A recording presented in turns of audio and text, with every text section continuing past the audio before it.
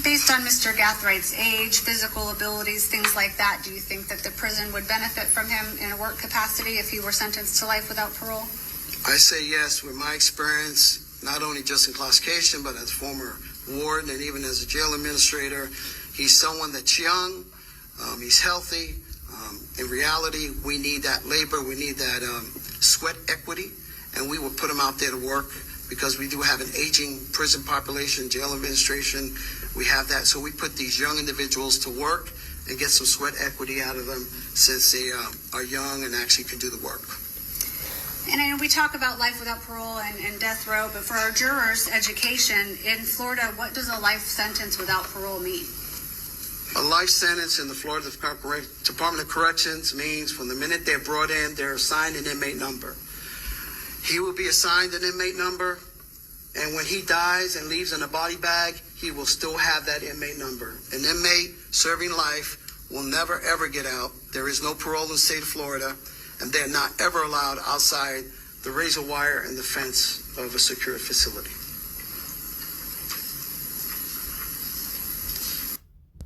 Hey, Shalom, Israel. All praises, glory, and honor to Yahweh, Bahashem, Yahweh Shai, Bahashem, Rahak, Kodash, double honors to the apostles and elders of Great Millstone who rule well. Peace, salutations, and blessings to the elect, pushing the word across the four corners of earth, risking your life to do so. And, yeah, this is cold-cut murder. These guys basically murdered this rapper, Julio Fulio, down in Florida. And you know they were beefing. They were going back and forth in the streets. And this is another reason why the streets was always dead, but the streets is definitely dead now. You know, now is definitely not the time to really deal with any of these jakes who call themselves, you know, a street cat or whatever the fuck. Because it's a lot of murders, it's a lot of backstabbing. All the things the scriptures talk about. Truce breakers. There's no law. There's no order to it.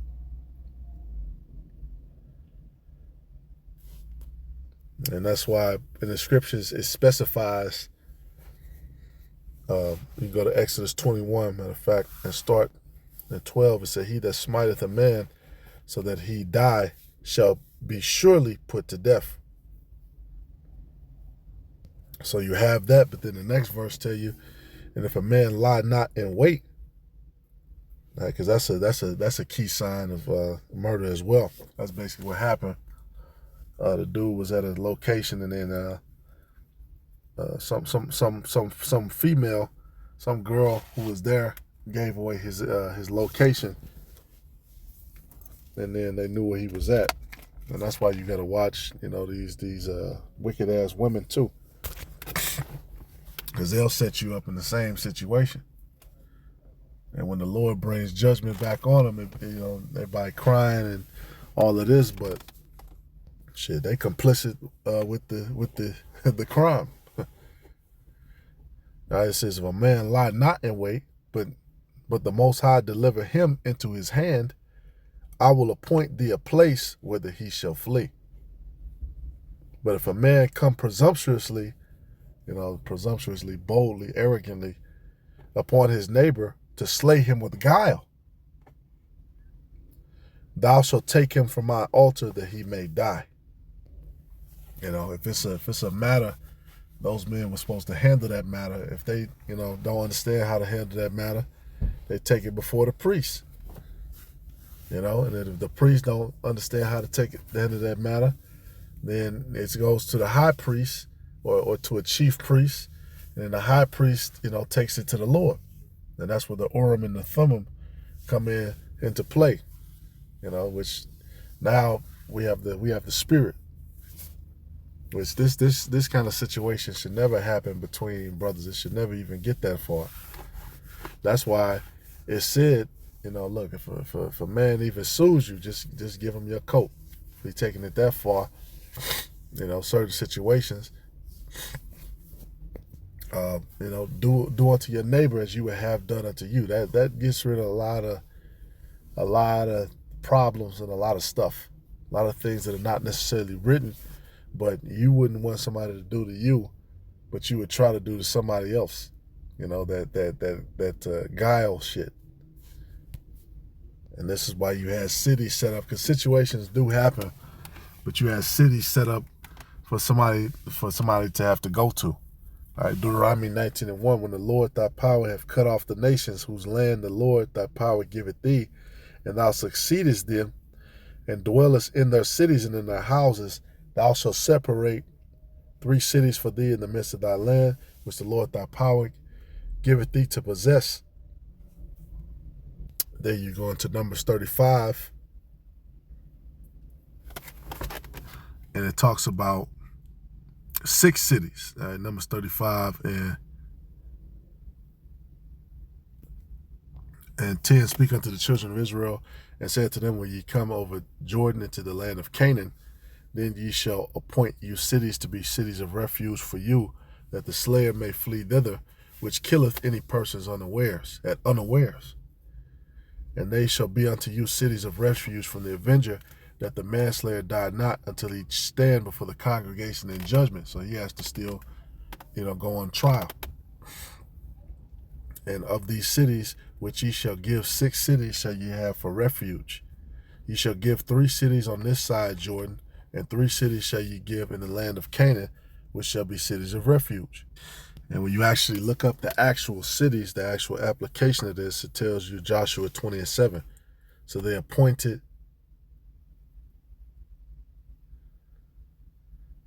because after he stands before the congregation, in verse 6, it tells you that, and until the death of the high priest that shall be in those days, then shall the slayer return and come into his own city and unto his own house, unto the city from whence he fled. It says, and they appointed Kadesh in Galilee, in Mount Naphtali, and Shechem in Mount Ephraim, and Kirjath Arba, which is in Hebron, in the Mount of Judah. And then the other side, Jordan by Jericho eastward, they assigned Bezer in the wilderness upon the plain out of the tribe of Reuben, and Ramoth in Gilead out of the tribe of Gad, and Golan in Bashan out of the tribe of Manasseh. These were the cities appointed for all the children of Israel, and for the stranger that sojourneth among them, that whosoever killeth any person at unawares might flee thither, and not die by the hand of the avenger of blood until he stood before the congregation. And this is another way we know that the Northern Kingdom Israelites, because they had this same system set up in many of their tribes, right, which lines up with the scriptures. Here's a map. So 3 on one side of the Jordan, 3 on the other side.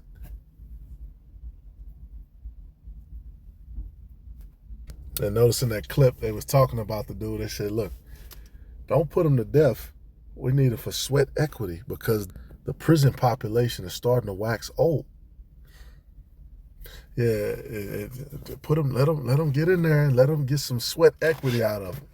So this dude in his 20s, they gonna, like he said, he's never gonna leave here. When he goes in there, he's gonna go in there with a prison number. When he leaves, he's gonna leave out with a prison number. He's gonna be a slave until he dies. See, us, according to the customs of the Bible, you just put to death for doing what you did. Even though Coolio Fulio, he did, I think he desecrated, somebody's grave or something, but, that's not necessarily well, actually, the scriptures do say Moab is cursed because they turned the bones of Edom into lime. So it's all up to the judgment of the Lord. The Lord had them be put to death. So there you go.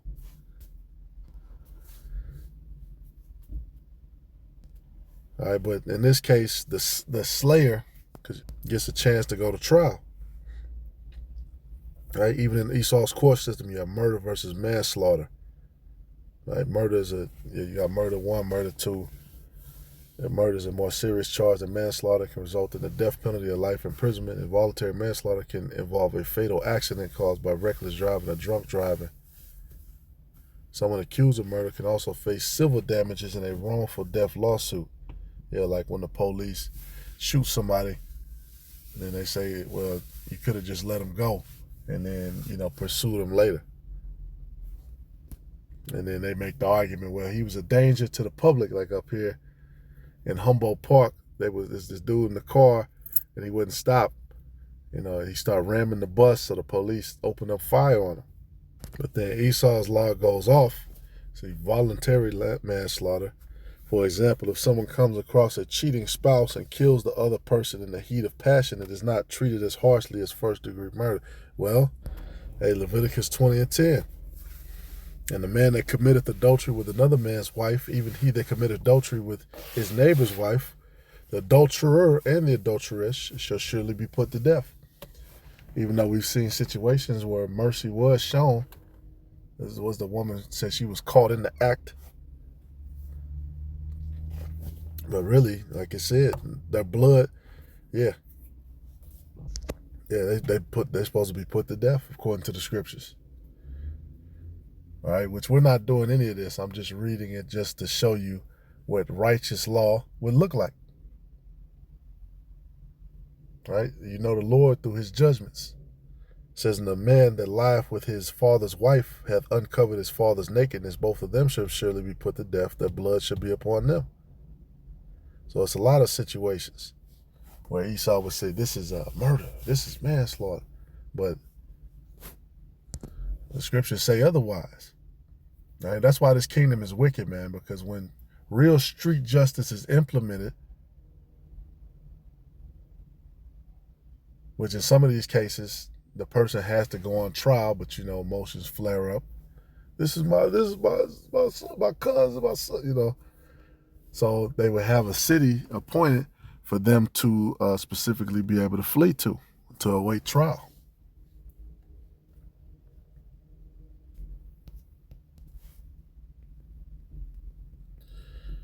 All right, and shit, we all caught committing spiritual adultery against the Lord.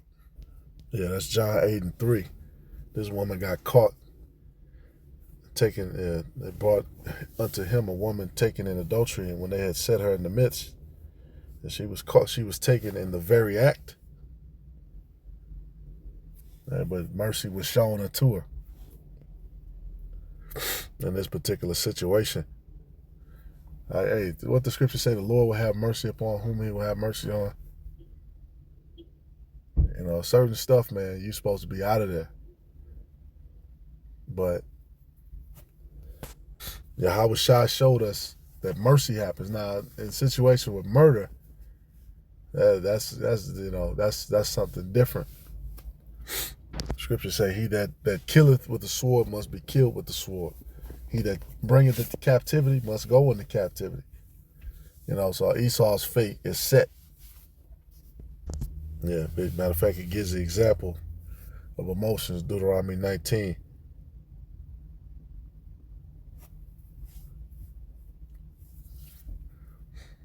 Therefore, this is the case of the slayer who shall flee thither, that he may live, whoso killeth his neighbor ignorantly, whom he hateth not in time past.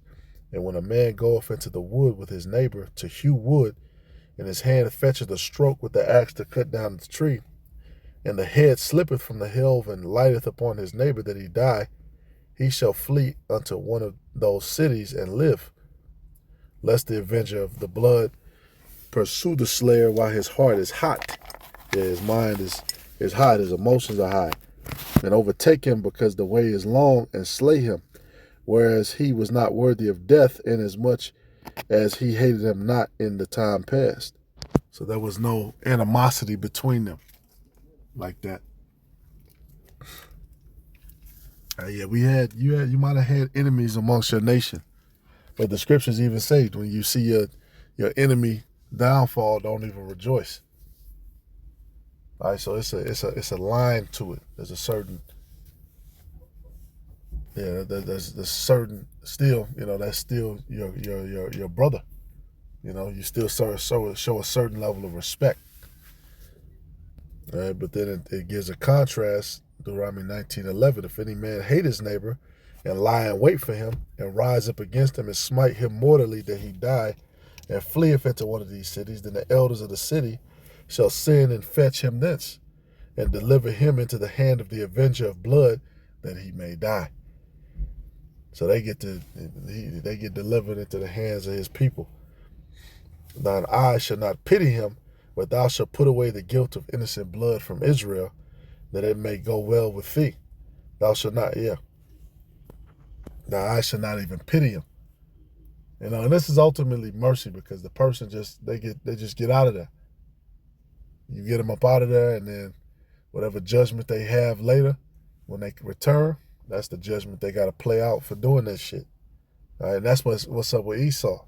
He was a murderer from the beginning. Right? He was a murderer a few times in his lifetime. All right, but he was set up where it said, "Hey, don't touch him yet." And that's exactly what's going on now. All right, his judgments are all coming back. Hey, the judgments of the Lord are perfect, man. The scriptures tell us so.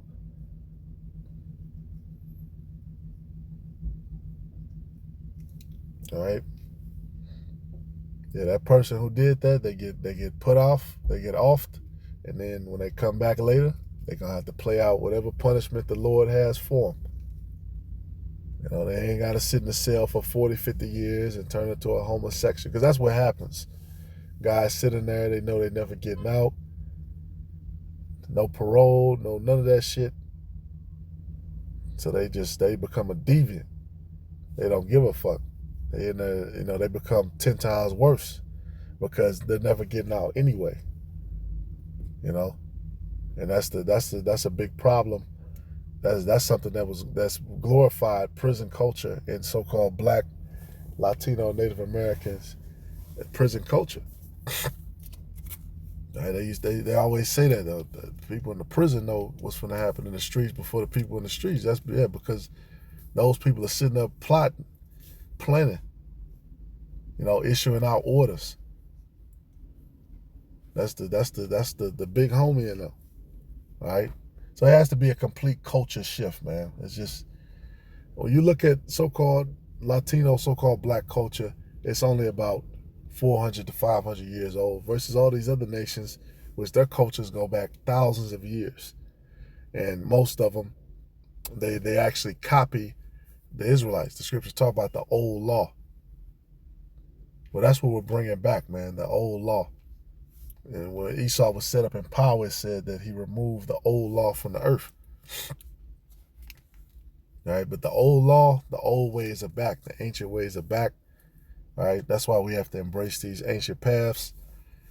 Call Allah Yam Laya Hawashima Shai, Lord, when this is edifying.